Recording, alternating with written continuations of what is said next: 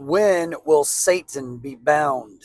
Hello, this is Preaching on the Go, and this channel is dedicated to all things eschatology and those Bible topics like this one that you're just not allowed to talk about for one reason or another. Well, one of those reasons is because it's highly controversial. The predominant eschatological system of man puts the binding of Satan in the future. But I would ask this question: how many times is Satan going to be bound? And anyone who spends any time reading the Bible would know that Revelation chapter 20 tells us that John saw an angel coming out of heaven, and he had a great chain, and he grabbed hold of that serpent of old, the devil, and he bound him up for 1,000 years so that he could not deceive the nations.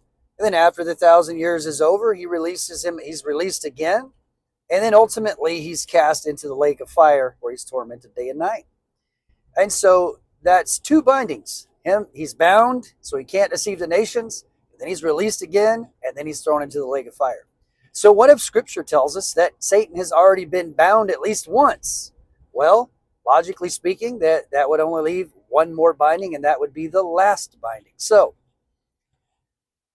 where is this Scripture? It's in Mark chapter 3. Mark chapter 3, Jesus is accused of casting out devils by the prince of the devils. And his response is great. He calls them out on their hypocrisy by basically saying, listen, you have disciples casting out devils, and you're not accusing them of doing it by the prince of the devils. So they're going to be your judges. But if you want to know how I'm casting them out, I'll be glad to tell you. And then he gives them this parable. When a strong man is guarding his house, you can't spoil his goods. But when one stronger than him comes and binds him up, then you can plunder his house.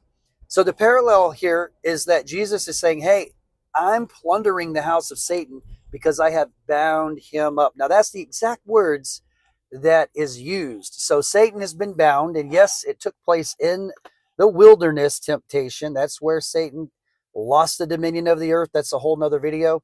But if you want to hear more Preaching on the Go about all things eschatology and these Bible topics that you're just not allowed to talk about, like this video, subscribe to this channel, and turn on the notifications so that you don't miss another prophecy.